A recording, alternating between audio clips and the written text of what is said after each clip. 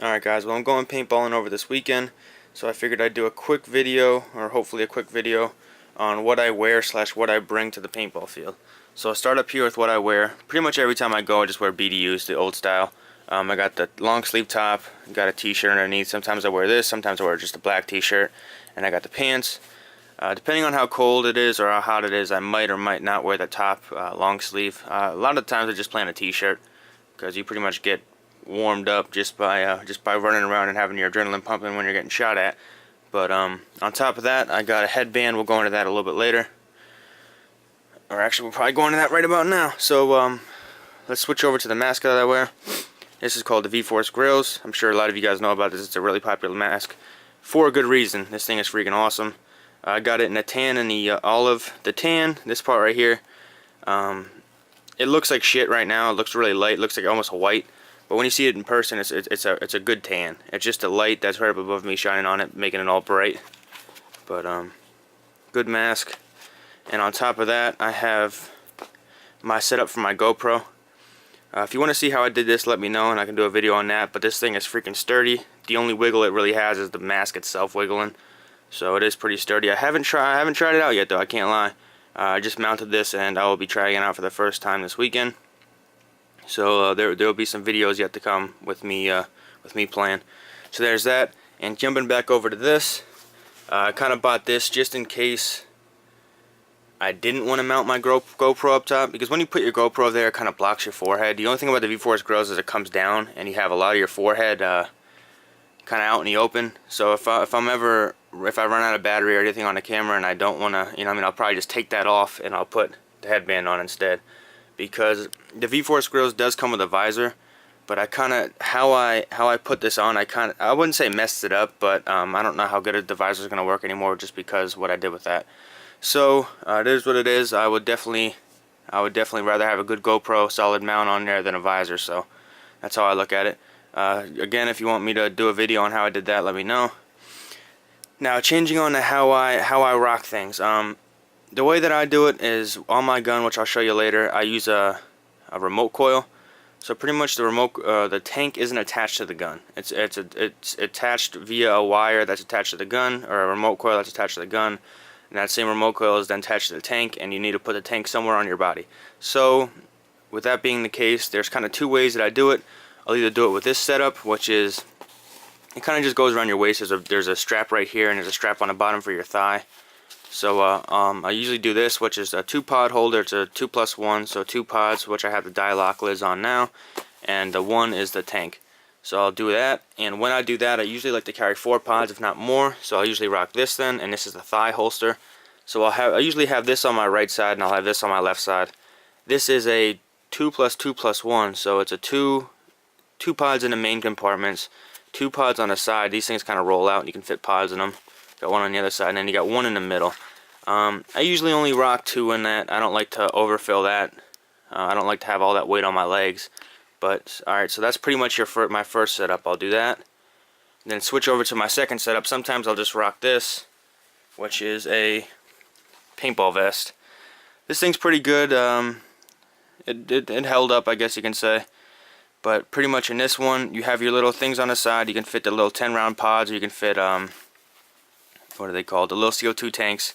You got these pockets right here. Unfortunately, these don't fit pods. So what I put in here. Sorry if I'm talking close to the camera. I gotta move it back towards my face to be able to see the whole vest. Smoke grenades. I got 3 of these. 2 of them are just white. 1 of them's red. So I got those all filled up.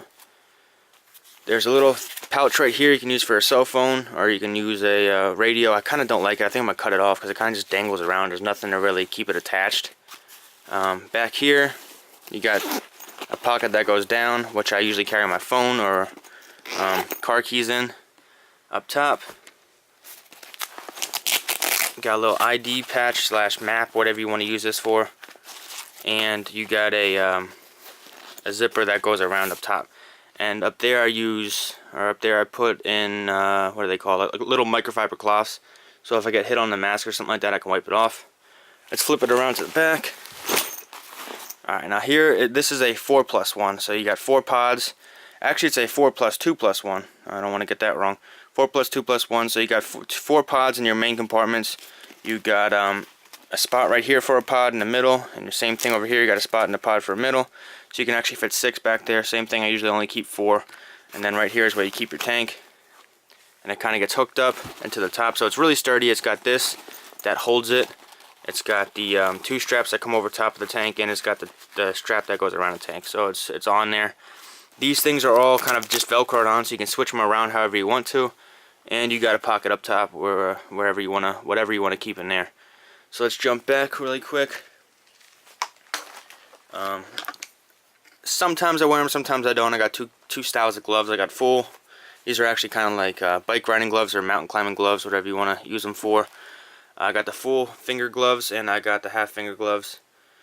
Just like I said, sometimes I wear them, sometimes I don't. It's kind of a toss-up depending on if I feel like wearing them or not. So that's pretty much it for the clothing wise. I didn't show you my boots. They're just normal boots. So just like I said, over there, that's what I wear every time.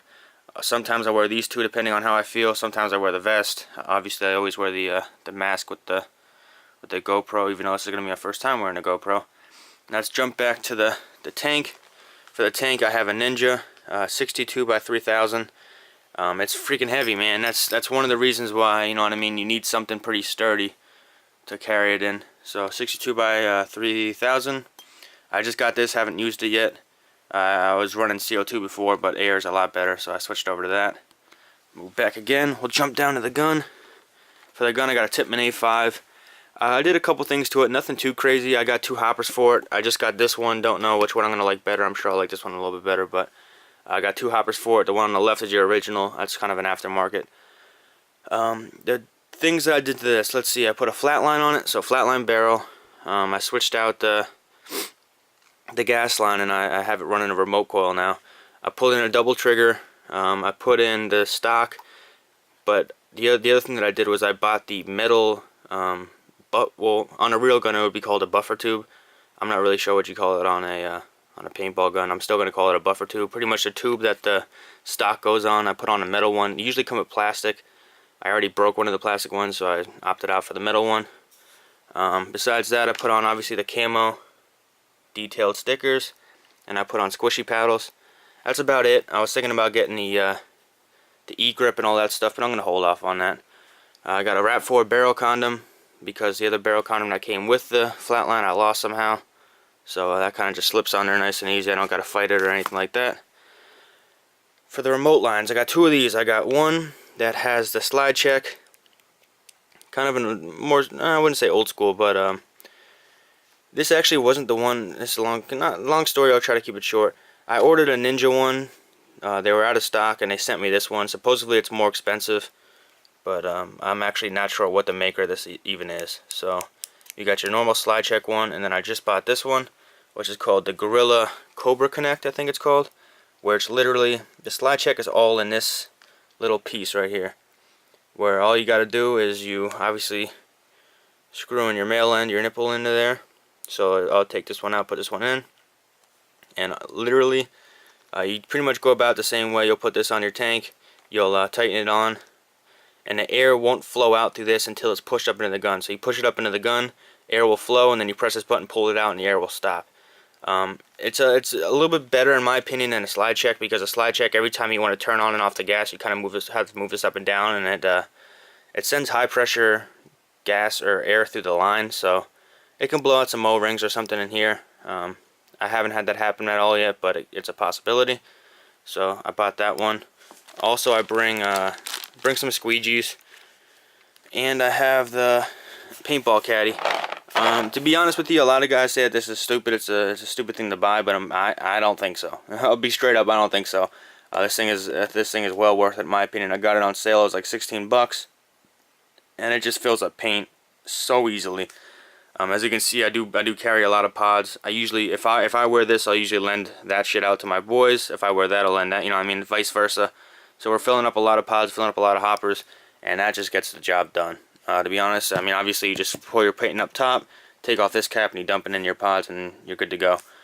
Now, pretty much carrying all this stuff, I have my gun bag, my paintball gun bag, and here I don't have anything too crazy.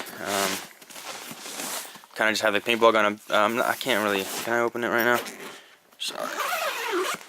All right. So in here, I got just some manuals. I got 2 more squeegees.